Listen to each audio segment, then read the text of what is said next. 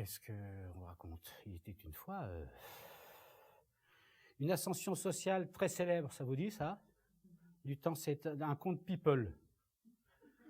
Si, il était une fois, il y a longtemps, du temps qu'il y avait des rois, du temps qu'il y avait des princesses, du temps qu'il y avait des princes, du temps qu'il y avait des bergers, du temps qu'il y avait des chevaliers, même si on ne va pas en voir ici, beaucoup. Il était une fois un roi, un vieux roi qui avait au moins 95 ans. Et ce vieux roi, voyez-vous, il aspirait à prendre sa retraite pour aller pêcher la baleine dans les petits ruisseaux de sa montagne, mais il pouvait pas. Il pouvait pas parce qu'il n'avait d'enfant qu'une fille, et que dans son royaume, il s'appelait roi II, c'était le fils de roi Ier, son père. Et ce roi-là, voyez-vous, il n'avait d'enfant qu'une fille, et dans son royaume, les filles n'avaient pas le droit de devenir reines, ou plutôt si. Elles avaient le droit de devenir reines à condition d'avoir un prince à sortir. Si elles n'avaient pas de prince à sortir, elles ne pouvaient pas être reines. C'est comme ça, c'est la coutume. Les coutumes, ça va, ça vient, on sait comme elles sont, on sait comme elles sont pas, mais celle-là, elle était comme ça. Et donc, il était très ennuyé. Le problème, c'est que la princesse qui s'appelait, comment elle s'appelait? Pimbèche, elle s'appelait, cette princesse. Le problème, c'est que cette princesse, ma foi, à chaque fois qu'on lui présentait quelqu'un, ce quelqu'un ne lui convenait pas. Il était trop grand, il était trop petit, il était trop gros, il était trop intelligent, il était pas assez, enfin, bref. Ce qui fait que notre roi était bien ennuyé, car il voulait vraiment prendre sa retraite et laisser passer le relais à quelqu'un. Mais un jour, il a dit comme ça à sa fille, « Écoute, ma fille, je tiens essentiellement à prendre ma retraite et je veux absolument que tu te fiances. » « Ah bah pas de problème, a dit sa fille, hein. Pas de problème, sire, si vous me trouvez quelqu'un, je le fiance. »« Oh, je te prends en mot, a dit le roi. » Et il a organisé des fiançailles, c'est-à-dire que, enfin des fiançailles. Il a organisé une rencontre avec les prétendants, tous les prétendants du monde connu du roi. Alors, il y avait tous les princes, tous les barons, tous les banquiers qui furent comme ça invités un certain week-end. Et tous ces gens-là sont arrivés et il y avait une grande fête qui a été promue. On a envoyé des estafettes partout pour raconter ça, pour dire que tout le monde était invité pour voir les fiançailles, ou du moins ce qu'on espérait, ce que le roi espérait, les fiançailles de sa fille, la princesse Pimbèche. Alors il faut vous imaginer, le jour de cette rencontre-là, il faut vous imaginer le château du roi. Et juste devant le château du roi, sur le parvis qu'il y a devant, vous avez tous les prétendants d'un côté, et leur famille, et le roi, et la princesse, et l'évêque, enfin tout le chef du gendarme, j'en sais rien, tout ce monde-là.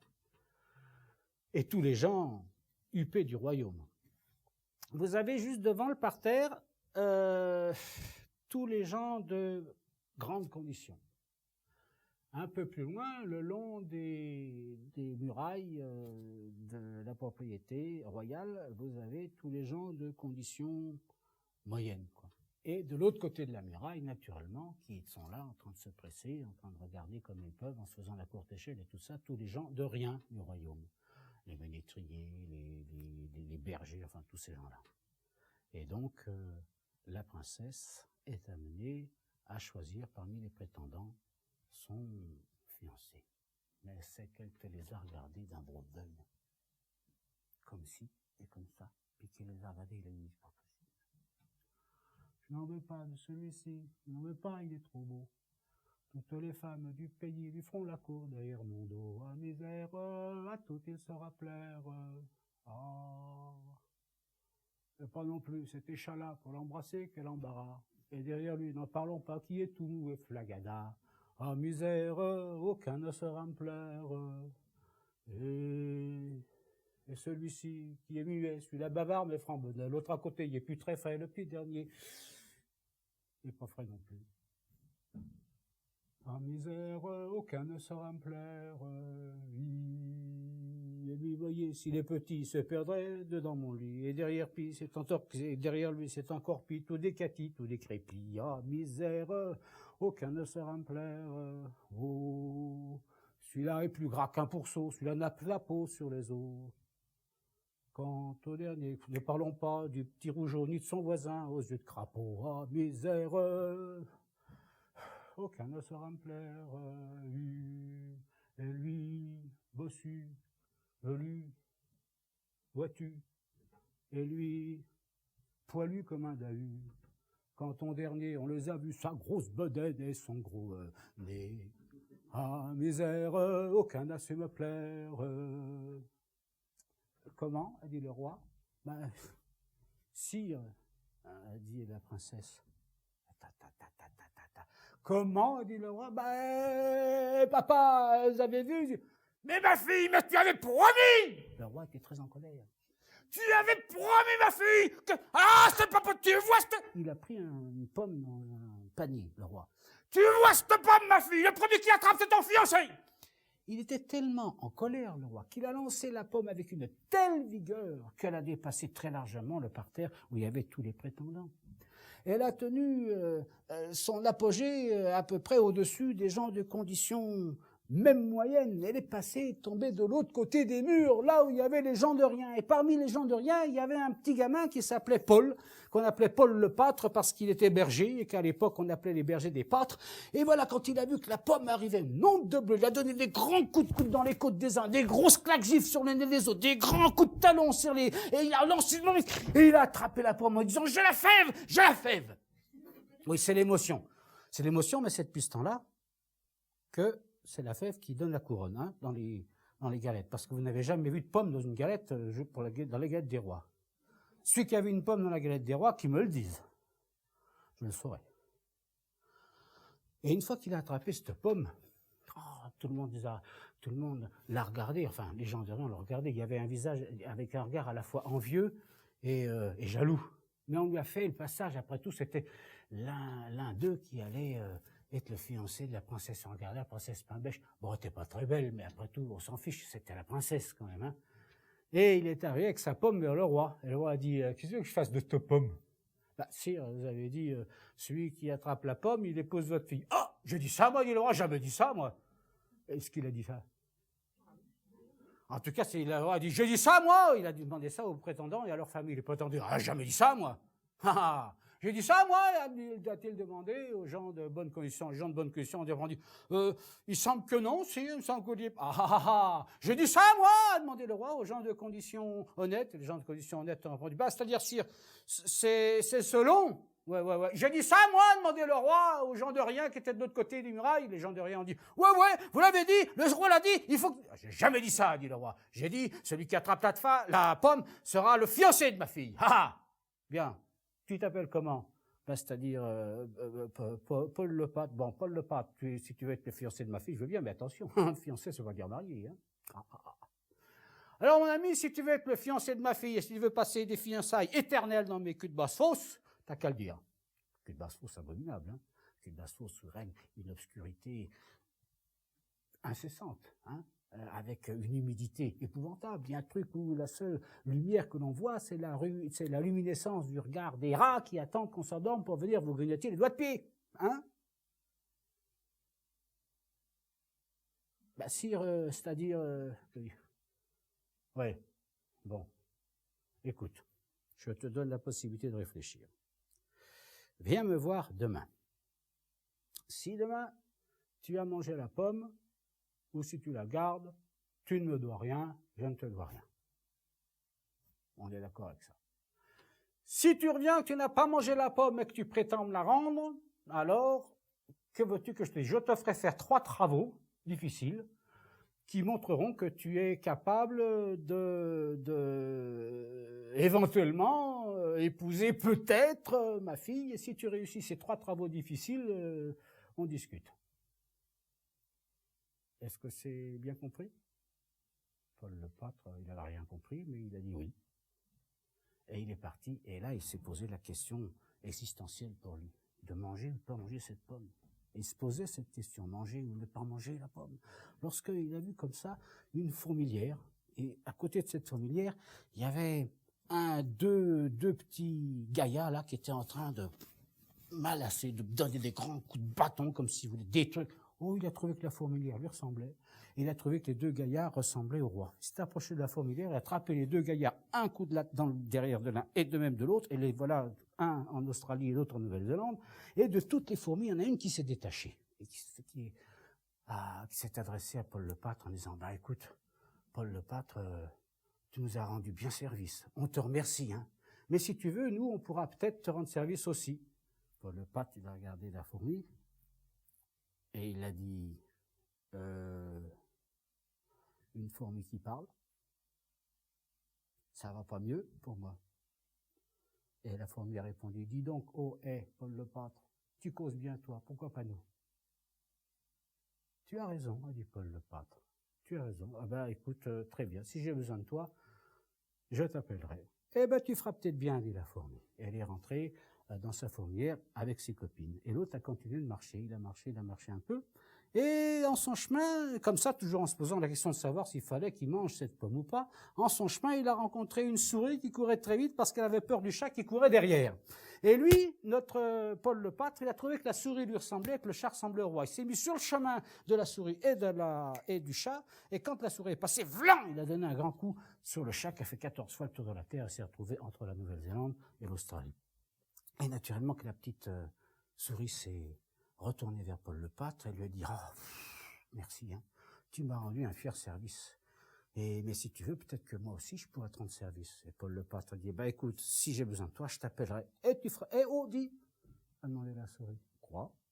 Tu me demandes pas pourquoi je parle? » « Oh, je parle bien, moi. Pourquoi pas toi? » Et la souris dit « Très bien. Et si tu veux que je te rende service inversement, appelle-moi donc. » Et notre Paul le pâtre était très ennuyé. Il savait toujours pas il posait toujours la question, manger ou ne pas manger la pomme? Telle est la question. Lorsque il a vu à l'orée du bois comme ça, une vieille dame toute menue qui ployait sous le poids d'un énorme fagot de bois. Son fagot de bois était tellement énorme qu'à chaque pas qu'elle faisait, vlan, elle se donnait un grand coup de genou dans le menton. Et notre Paul le pâtre a eu pitié de cette vieille dame-là, il s'est approché d'elle, lui a dit, grand-mère, est-ce que vous voudriez pas que je vous aide à porter votre fagot de bois? La grand-mère a regardé le Paul le pâtre. Ah, c'est pas de refus, mon gamin. Oh, tiens, prendons-le. Et c'est ce qu'il a fait. Il a donc pris le gros fagot de bois de cette vieille dame, et la vieille dame l'a emmené chez elle, dans une humble masure, pauvre mais propre. Et dans cette humble masure pauvre mais propre, il y avait une petite cheminée avec un feu asthmatique, et il a dit, où est-ce que je mets mets-le dos à côté de la cheminée, qu'elle a dit la grand-mère. Eh ben, ma foi, c'est ce qu'il a fait. Et une fois qu'il a eu mis son fagot de bois à côté de la cheminée, la grand-mère a dit, écoute, t'es bon, je vais te récompenser un peu. Ah, c'est pas la peine, répondit Paul. Vous savez, je fais ça gratuitement, moi, j'ai encore une pomme. Si je vais te rendre service, j'ai bien le droit quand même, hein. Et la vieille s'en est allée dans une espèce d'armoire qui était une très belle armoire qu'un antiquaire en aurait fait ses choux gras. Et elle a ouvert l'armoire, et dans l'armoire, elle a extirpé une jolie flûte merveilleuse dans un bois précieux. Elle a donné cette flûte merveilleuse qui avait été taillée dans un bois précieux. Elle a dit comme ça, tiens, prends donc ce fieuteau là qui a rendu bien des services, ça fait mon mari. Mais écoutez, grand-mère, je veux pas... Ah, attends, si je vais t'ouvrir les flûtes, tu peux prendre la flûte. Ah, c'est quelqu'un, ça. Oui, mais je sais pas. Eh ben, t'apprendras. Et puis, fous ton camp maintenant, je suis fatigué. Enfin, qu'est-ce que vous voulez que je vous dise? C'était tellement bien demandé, tellement bien offert que notre Paul le pâtre, il a pris la flûte, il l'a mis dans sa poche qui était grande, mais moi je le fais pas parce que ma poche est plus petite, puis dedans il y a la boîte que... Non, pas dedans. Et il était ressorti, il savait toujours pas répondre, il s'est posé la question, to it or not to it the apple. Pardon. Enfin, vous m'avez compris. Et puis il s'est dit, bon, écoute, on va dormir, on verra bien. Il s'est allongé par terre, il a pris la pomme comme oreiller. Il a dormi, il s'est réveillé. Quand il s'est réveillé, il avait un petit creux, puis il avait mal à l'oreille. Parce que je sais pas si vous avez dormi avec une, mais c'est pas. Alors il s'apprêtait à manger la pomme, puis il s'est dit que c'était peut-être une erreur. Il s'est dit, au fait, le roi peut-être m'attend-il. On va rendre la pomme au roi, puis ma foi, on verra bien, après tout. Hein. On n'échappe pas à son destin. Et il s'en est allé au château Bon, à partir de désormais, quand je dirais le roi au château du roi, faut vous imaginer que c'est le roi avec toute sa suite, hein, y compris la princesse, naturellement. Il est allé porter la pomme au roi, le roi lui a dit, me dis donc, pourquoi tu me donnes tu crois que j'ai pas assez de pommes? Ben, sire, c'est-à-dire que vous avez, oui, bon, ça, je sais bien ce que j'ai dit, hein, bon. Tu veux vraiment me la rendre, cette pomme? Ben, sire, c'est-à-dire, bon, ben, écoute, tu sais, je t'ai préparé 3 travaux impossibles, hein. Ah bon, c'est impossible. Et le roi a mené, alors quand je dis le roi, hein, c'est jusqu'à la tour nord de son château. Et dans la tour nord de son château, il y avait comme ça un énorme tas de machins. Et ce tas de machins était composé de petits pois, de lentilles et de petits cailloux. Quand le roi est arrivé auprès de ce tas de machins, il a dit à Paul le pâtre, tu sais, quand on est monarque ou quand on est un prince qui sort avec la reine, on doit savoir démêler le vrai du faux, le faux du peut-être, le peut-être du probable, le probable du possible, le possible de l'impossible, etc. On doit être malin comme ça. Alors tu vois, je vais t'enfermer dans ce truc-là. Et le tas de machins, quand les 10 coups de 10 heures sonneront, je veux qu'il y ait un tas de petits pois sans lentilles ni cailloux, un tas de lentilles sans petits pois ni cailloux, et un petit tas de cailloux sans lentilles ni petits pois. Ben ouais. Sire, où est-ce qu'on allume la lumière? Il n'y a pas de lumière, dit le roi. Sire, mais c'est impossible. Je pense bien que c'est impossible, a dit le roi. Et il a fermé la porte à double tour. Cric, crac. Quand on dit cric, vous répondez crac, non? Enfin bon, on s'en fiche. Et l'autre était là dans son tas de machins. Et puis en plus, il faisait noir. Il dit, c'est pas possible, j'y arriverai jamais. Qu'est-ce que c'est que ce truc-là? Est-ce que c'est un petit pois? Est-ce que c'est un caillou? Est-ce que c'est un caillou? Mais j'y arriverai jamais, ça. C'est un vrai travail de fourmi. Fourmi, fourmi, petite fourmi, fourmi, je suis à ta merci. Si tu ne veux pas venir m'aider, le roi me fera emprisonner. À misère, voilà qu'il n'irait guère. Il n'avait pas plutôt chansonné cette petite chansonnette que voilà que d'un petit trou de fourmi est arrivée la fourmi que nous connaissons. Elle a regardé le tas de machins avec ses yeux de nyctalope. Elle a dit « Wow, c'est pour nous tout ce tas de machins !» Mais Paul Lapôtre a dit, ouais, c'est pour vous, à condition que vous ayez d'abord fait un tas de petits pois sans lentilles ni cailloux, un tas de lentilles sans petits pois ni cailloux, et un tas de je sais plus quoi sans le premier ni le deuxième.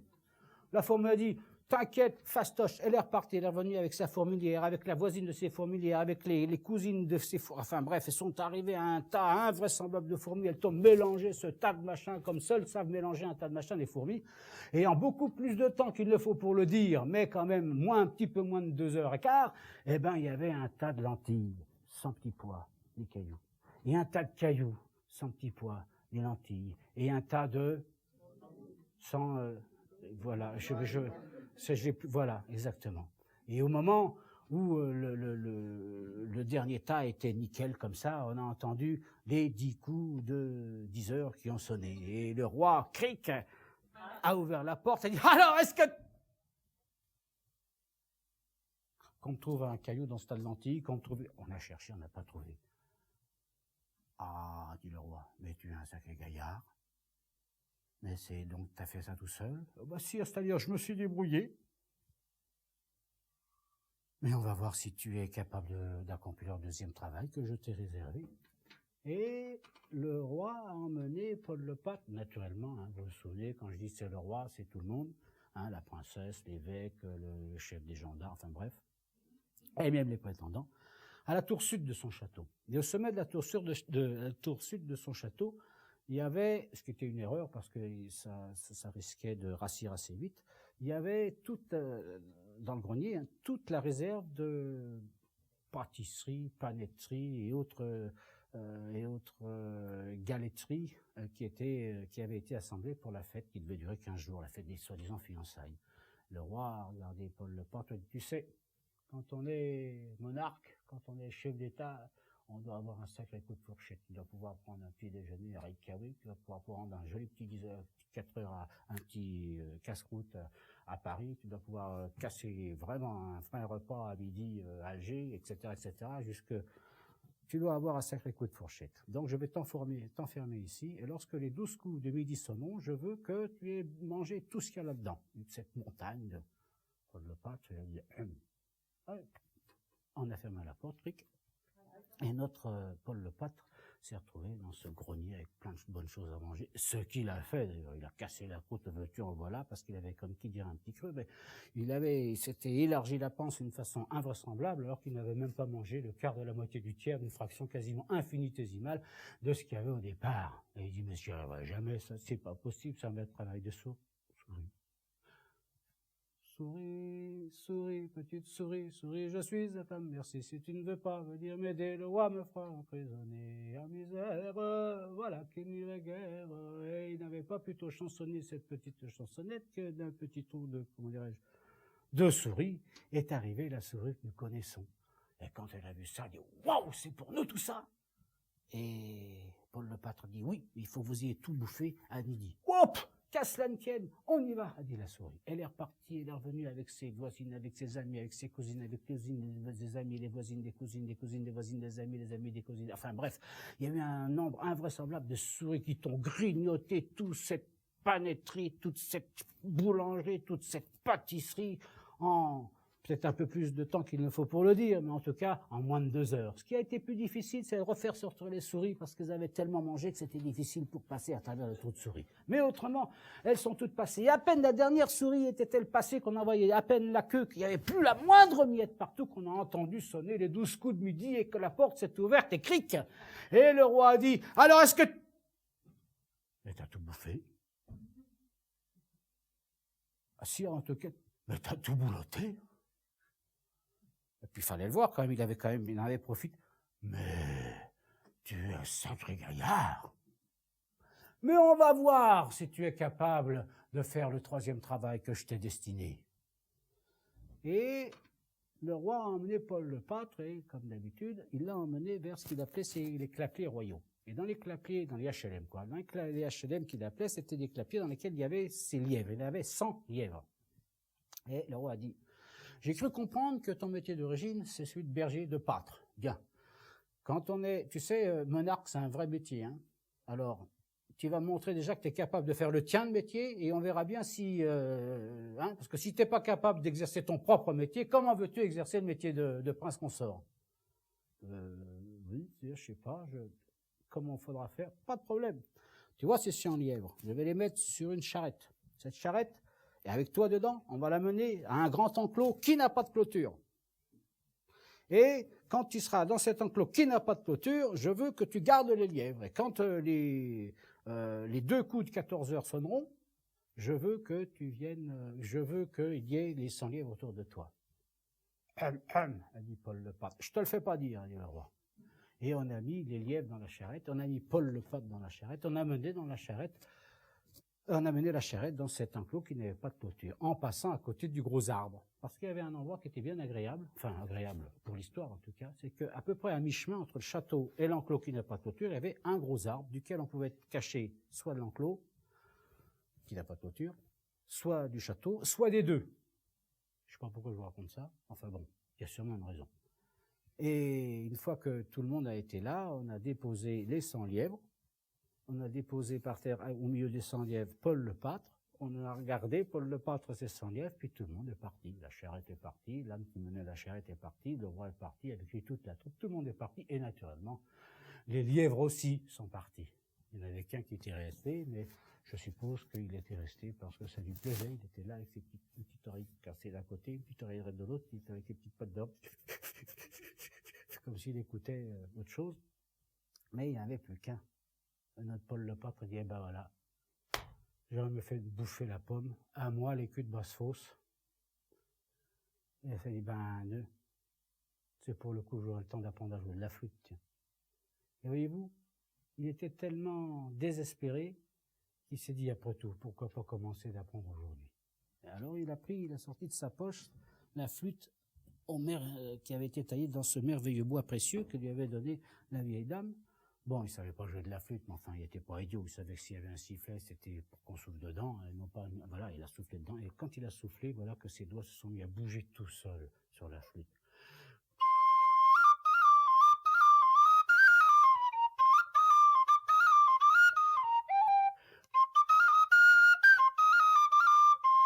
Il a été surpris par 2 choses.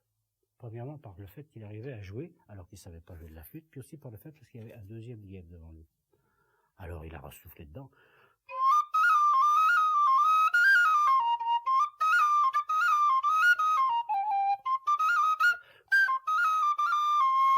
Il y avait 11 lièvres. 22 lièvres. 33 lièvres. 44 lièvres. 99 lièvres. 100 lièvres. C'était merveilleux, là. Dès qu'un lièvre s'en allait, hop, il soufflait dans le fioto, le lièvre revenait dardard. Formidable. Tout content, il dit, bon, si je tiens là jusqu'à 2 heures, ça sera bien. Seulement, il y en avait au moins 1, voire 2, qui craignaient précisément cet état de choses. Boum, crac, il a fait dans le micro. C'était le roi Et la princesse, le roi qui disait à sa fille comme ça, écoute, j'ai pas confiance. Tu voudrais pas aller un peu voir ce qui se passe avec ces lièvres? La princesse, écoute, hein, tu vas pas épouser un berger. Ah non! Bon, alors tu sais ce qu'il te reste à faire. Ah, la princesse, qu'est-ce que vous voulez que je vous dise? Elle s'en est allée, s'est cachée là où il y avait le gros arbre, elle a regardé, bon, elle n'a pas compté les lièvres, hein. Il y en avait trop, mais elle a bien vu qu'il y en avait beaucoup. Alors elle est rentrée, elle était très ennuyée, elle a raconté ça à son père a dit, bah écoute, t'as plus qu'une chose, hein. Débrouille-toi, va lui en acheter un. Comment je vais acheter un lièvre? Elle dit, ah ben, je sais pas, déguise-toi en bergère, enfin fais ce que tu veux, débrouille. Tu vas pas épouser un berger? Ah non, non, non. Et la princesse se déguise en bergère. Qu'est-ce qu'elle a fait? Elle a retiré sa petite couronne, là, elle a pris, à la place de sa petite couronne, elle a pris la crosse de l'évêque en disant que ça ressemblerait à une houlette. Vous savez que les houlettes, ça sert pour les bergères. Dans les livres, on croit que c'est fait pour attraper les moutons. Pas du tout, c'est juste pour faire beau dans l'illustration. Mais elle savait pas que c'était pour faire beau dans les illustrations. Elle pensait que c'était un accessoire de berger normal. Donc elle est arrivée comme ça, elle dit, oh bonjour berger, c'est rigolo, vous êtes berger, ben moi aussi. Ah bon prince, bergère, a dit Paul le Pâtre. Oui, oui, oui, oui, mais c'est rigolo parce que justement, ma spécialité c'est de garder les lièvres, les lièvres les lièvres. Dit, ah bah c'est amusant. Oui, mais voilà, c'est embêtant, voyez-vous, parce que ils ont tous attrapé la myxomatose et le phylloxéra. Alors mon cheptel est entièrement décimé, j'aurais besoin peut-être d'un ou deux lièvres pour refaire mon... Ah, je regrette, a dit, je peux pas vous donner le lièvre, si vous savez bien que c'est ceux de je veux dire, c'est ceux du roi. Il dit, oh oui, mais le roi, il en a assez, si je vous donne beaucoup d'argent, mais non, j'ai pas le droit de vendre. Ah, remarquez, dit Paul le Pâtre, si vous voulez, au lieu de vous les vendre, je peux vous en donner un. Ah, mais c'est très bien, ça voudrait... Ah oui, mais oui, un service en vaut un autre, dit Paul le Pâtre, hein. Vous, ça vous rend service que je vous donne un lièvre, moi, j'ai besoin d'un service aussi. Ah bon, mais qu'est-ce que vous voulez? Bah, vous savez, moi, ici, ce dont je manque le plus, c'est de chaleur humaine. Ah bon, m'a dit la princesse, et alors, qu'est-ce que vous voulez que j'y fasse? Bah, c'est-à-dire que, vous voyez le buisson qui est là, derrière? Elle demandait Paul le roi. Bah, oui, dit la princesse. Bon, bah, si vous allez avec moi derrière ce buisson et que nous échangeons un baiser d'amour, je vous donne un lièvre. Quoi? Eh, pas question, c'est ça ou c'est pas le lièvre? Attends voir un peu, toi, que tu verras plus comment ça va se passer cet après-midi, tu vas avoir le coup de bastos, dit la princesse. Et elle a accepté. Et voyez-vous, ils sont allés derrière le buisson, et bizarrement, ce baiser d'amour a duré un certain temps, et même un temps relativement certain. Et au bout de ce temps relativement certain, tout le monde, les deux, sont sortis de ce buisson, puis la princesse a dit, bon, ben voilà. Bon, ben alors, je peux prendre le lièvre. Ben, bien sûr, vous devez prendre le lièvre, là. C'était bon, ben alors je le prends, le lièvre. Alors, ben, prenez, la princesse a pris le lièvre, puis elle est rentrée au château, mais elle est rentrée à tout petit pas menu. À tout petit pas menu, voyez-vous. Et puis quand elle a été vers là, le gros arbre qui avait à peu près mi-chemin, elle s'est mis à un endroit où elle pouvait être vue ni du château, ni de l'enclos. Elle a mis le lièvre par terre en lui disant comme ça, allez, retourne avec les autres. Et elle s'en est allée chez le roi. Et le roi a dit, bah ma fille, j'ai pas réussi ici, j'ai pas eu de... Comment t'as pas réussi? Mais comment on va faire? Bah, qu'est-ce que tu veux, tant pis. Mais ma fille, mais tu vas pas épouser un berger? Oh, pourquoi pas? Enfin, non, mais il n'y en a pas question, dit le roi. T'as pas su faire le boulot, je le ferai moi. Alors le roi est parti, il s'est déguisé en ânier. Il a retiré sa couronne et il est parti avec l'âne. Heureusement qu'il l'a pris par la queue, il l'a emmené. Heureusement que c'était un âne qui reculait, sans quoi il serait resté. Et comme il avait Stan par la queue et Stan reculé, il est arrivé jusqu'à l'enclos, il n'y avait pas de clôture. Il dit, bonjour berger, a-t-il dit le roi. Comme ça, il dit, bonjour. Oui, non, faut pas. Je suis un honnête ânier là, et puis je vois que vous avez des lièvres, mais j'ai pas eu l'occasion de prendre mon petit déjeuner ce matin. Vous me vendriez pas 3-4 lièvres pour que je me fasse une petite fricassée? C'est-à-dire, monsieur Lanier, vous voyez bien que ces lièvres, ce sont enfin, je veux dire, ce sont ceux le roi, on a bien assez, oui, enfin, si, je veux dire, monsieur Lanier, vous voyez bien, allons, allez, seulement 2. Monsieur Lanier, vous savez bien que je peux, en revanche, peut-être, je vous en donnerai un, mais un service en vaut un autre. Je vous donne un lièvre, mais vous me demandez, qu'est-ce que tu veux comme service, a dit le roi. Très simple. Moi, vous savez, ce que je rêve, c'est d'un spectacle avec les animaux. Oh, pas de problème, t'as qu'à venir au château, il y a plein de montreurs. Non, c'est avec un âne. Ah, ça tombe bien, dit le roi, il y en a un là. Alors, qu'est-ce que tu veux qu'on fasse avec cet âne? C'est-à-dire, si, monsieur Lani, vous voyez votre âne. Évidemment, je le vois, je suis pas... Bon. Vous voyez la queue de votre âne? Oui, c'est ce que vous tenez par la main, parce que l'autre côté, c'est les oreilles. Ah bah oui, elle dit là, bah oui, je suis pas non plus, dit le roi. Bon. Bon, vous voyez là où se finit la queue de l'âne et où commence l'âne proprement dit? C'est-à-dire, oui, dit le roi. Bon, il y a une espèce de petite pastille que de loin on dirait une pièce de 20 sous.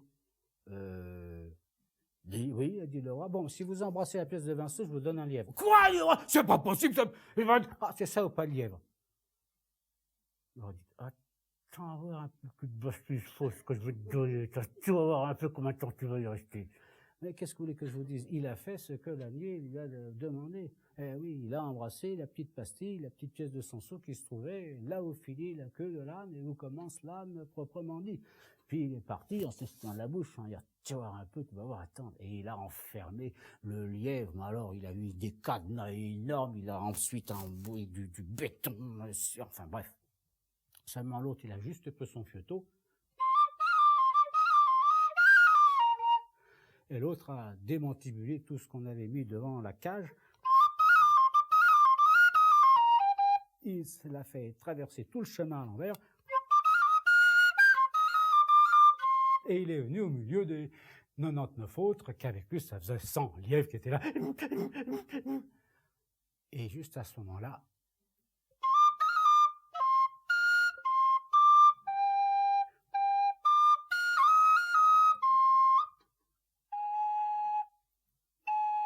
deuxième coup des 14 heures. Le roi a dit, on y va, on y va, on y va. Vous allez voir, ça va être sa déconfiture, il était tout content, il ruminait, enfin, comme il avait des bonbons à la menthe, il avait pris ça, mais bon, il est arrivé, il y avait plein de lièvres. Le roi a dit, confiant, il dit, comptez-les, je sais qu'il n'y en a pas 100. On a compté 98, 102, bon, on les appelait donc un par un, et un par un, on les a mis dans la, comment ça s'appelle, dans la charrette qui était venue ici pour ramener les, hein. Et alors, il y en avait combien? Ben, il y en avait 100 naturellement. Le roi dit, c'est pas possible. Mais c'est pas possible, mais c'est pas possible. Et tout le monde a dit, bah là, sire, là, quand vous êtes bien dans... Ah, j'ai dit qu'on négocierait. Écoute. Quand si tu veux être roi, si tu veux être prince consort, tu dois être un grand diplomate, tu vois, tu dois être capable de pas comprendre ce qu'on te dit. Et même de dire le contraire de comprendre le contraire de ce qu'on t'a dit. Tiens, et même de dire le contraire de ce que tu penses. Tiens, tu vois ce sac? Remplis-le-moi de mensonges. Si tu me le remplis de mensonges, on verra ce qui se passe. Tu épouseras ma fille. Mais remplir de mensonges un sac alors qu'on est comme ça, honnête comme l'était Paul Le Pâtre, c'est très difficile. Il a essayé, c'était pas commode. De bon matin, je me suis levé, le soleil venait de se coucher. J'ai mis ma charrue sur mon dos, mes bœufs dans ma poche, bien au chaud. Mais le roi a dit, mon Dieu, j'ai bien vu pire, pauvre menteur de rien. Allez, emplis ton sac. J'ai vu un pou qui sonnait le glas, ou la souris qui mangeait le chat, et une gorsion Barbapapa qui dansait le tradéridéra. Mais le roi a dit, mon Dieu, j'ai bien vu pire, pauvre menteur de rien. Allez, emplis ton sac. Et j'ai vu des pommes dans un prunier que le poissonnier avait plumé, et des grenouilles dans le bénitier, troussant la robe à monsieur le curé. Mais le roi a dit, mon Dieu, j'ai bien vu pire, pauvre menteur de rien. Allez, emplis ton sac.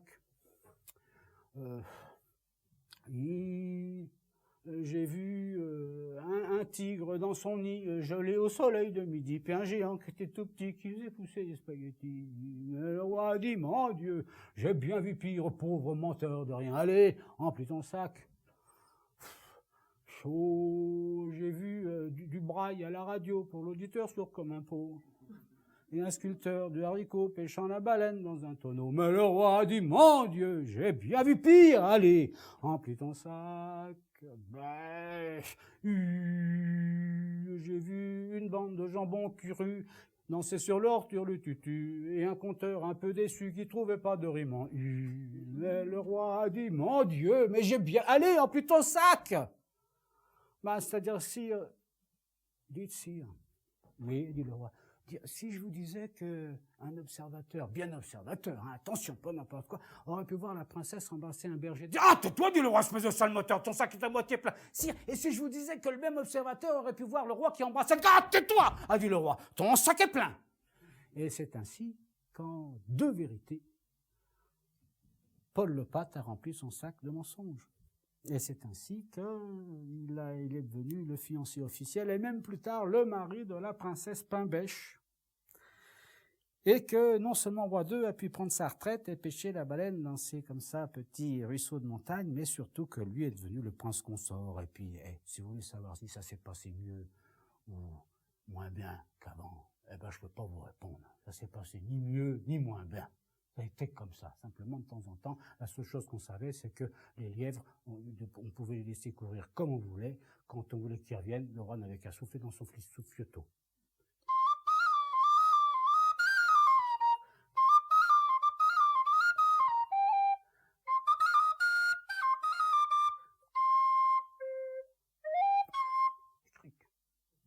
Voilà le compte où ça. Parce que je voudrais pas être à la place du roi non plus. Je vais vous dire dans cette histoire.